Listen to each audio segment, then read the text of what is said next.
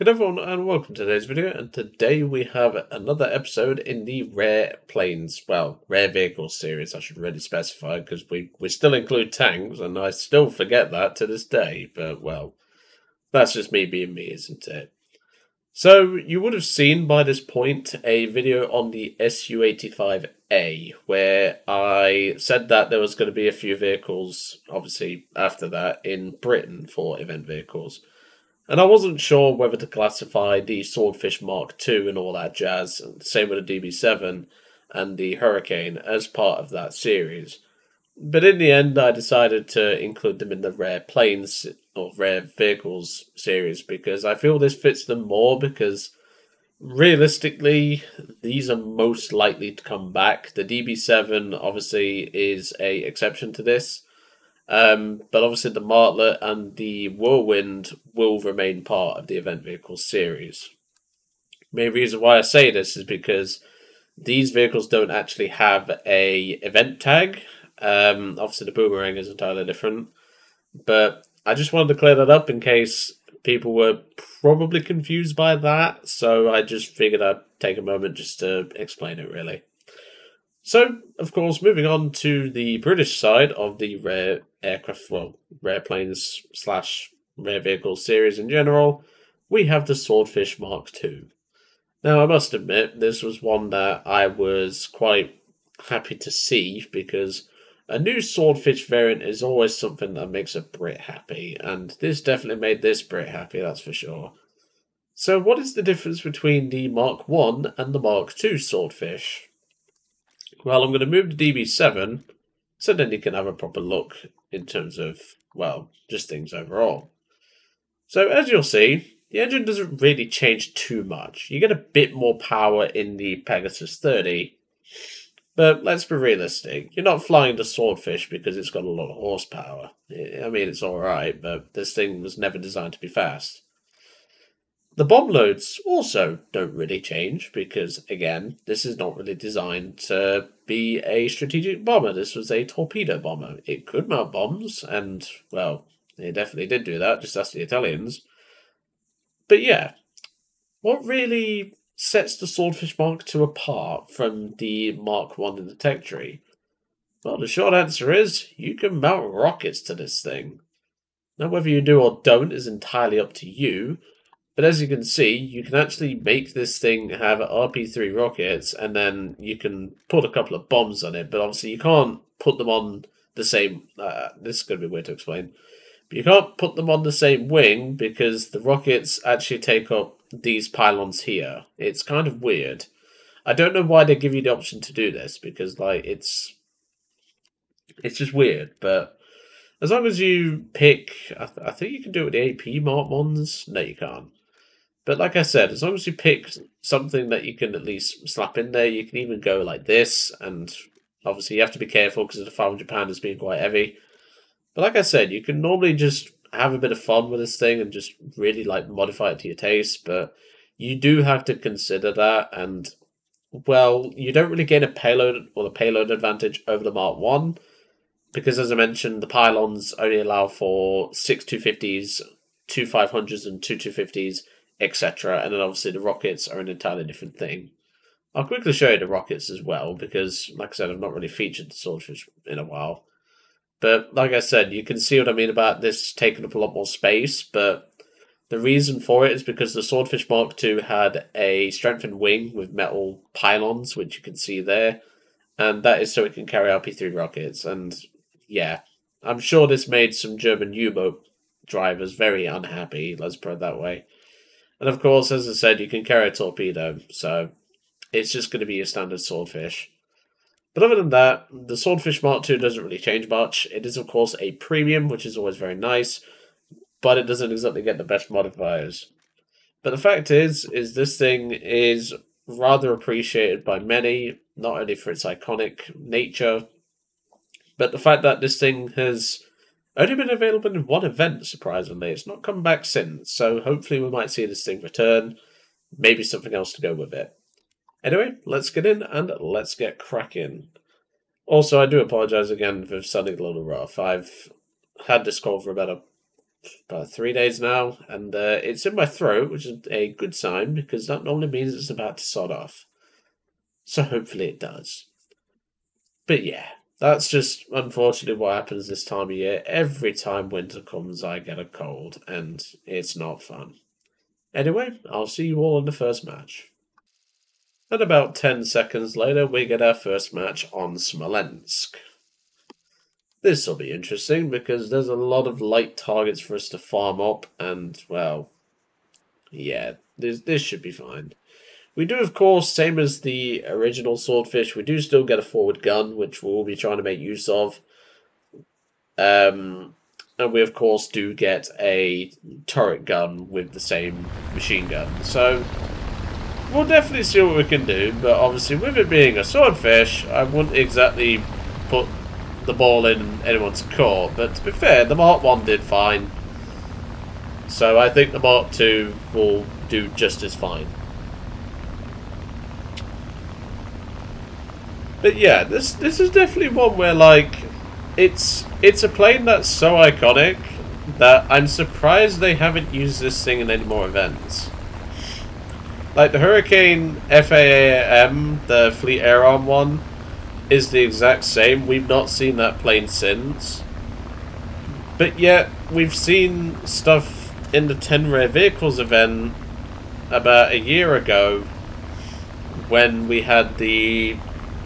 Well, it's about a year and a half ago now. But when we had the 10 Rare Vehicles event, and then we had all the event vehicles from that time return, like the I-29 and stuff. It just puts into perspective, like, how differently Gaijin treat event vehicles, in my personal opinion. Alright, so, oh, we've got a TK. Is it Sunai Paman? Yeah, looks like there's just a massive TK frenzy going on down there. Wonderful, which means we're down to, well, 3 planes now. Just seems like a fail squad of friendlies. Wonderful, as if I don't have to do any more work. It's like my job at the minute, like, seriously, like, the amount of crap I have to deal with on a daily basis, like, I don't know, but that's just how it is, I'm afraid. So we're actually down 4 planes. The enemy team is technically down 1, but yeah, this ain't gonna be fun. Luckily though, we do get a bomb sight, so we will make use of that with this old lady. But yeah, I'm not looking forward to this match, that's for sure. So yeah, now we've lost the Martin, so that's another plane down. Today's just not my day, like, you met the poorly one, I have to freaking carry the team, it looks like. I'm in a goddamn Swordfish, I can give it a go, but, you know. Alright. I'm on my way. See, I would go for that I-16, but there's 2 of them. And, well, they're pretty much on the same maneuverability level as me, so I'm not going to bother. I want to get rid of these bombs, but I might have to keep them on for later, because let's be real, I'm probably going to have to carry this fucking team in a Swordfish. So I would go for the Goshawk, but the CR-32 is a higher priority target. But... okay, scratch that, he's shooting over a mile away with fucking Braiders. Where's that Stuka? Yeah, where is the Stuka? Oh, he's over there. Alright, let's go for the quarter. Let's see if we can deal with that. Because I'm more afraid of this thing than I am a freaking Goshawk. Right, roll it over. How slow are you flying? Jesus. You make me look like a sports car in comparison. Alright, so we just successfully boom and zoom someone in a Swordfish. That you can mark that off your New Year's calendar if you're one of those people. On a side note, audience participation. What was your New Year's resolution? Mine didn't really have one, I'll be honest. I was gonna do like more, like do exercise a bit more because I do need to lose a bit of blood Well, I say blubber. It's not really blubber, but, you know. I do want to, like, try and lose a little bit of weight this year, but I don't think that's going to happen. I just don't get the free time anymore. Like, the little bits of free time I get, I spend with friends, and I do YouTube, which is a hobby. Like, it's one of those things. But yeah, that's just story of my life. Like, you want to do something, and there's other things to do. Like, or in the case of work, there's stuff to do, you do your fair share, and then someone else leaves their shit for you to do. It's like, it's just one of those things, really. Are you going to stall anytime soon? Ow! You dare shoot this fine piece of British metal? Oh, he's got the, one of the unique camos on that.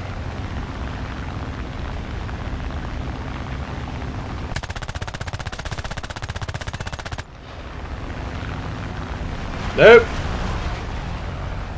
I might have to drop these bombs at this rate. But the fact is, we're dogfighting, I think, 3 of them, and actually winning. Biplane for the win, boys. Where's the third one? Yeah, there's the third.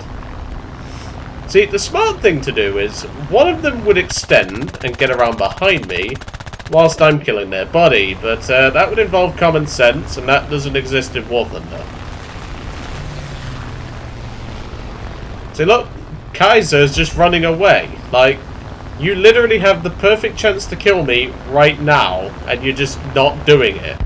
And I'm kicking your ass in a swordfish. More hits. Okay, I'll leave the H-51 to go and deal with that.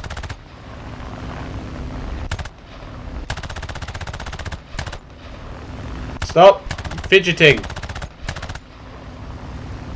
Right, level out. Try and get some. Well, I would say speed, but this thing doesn't do speed.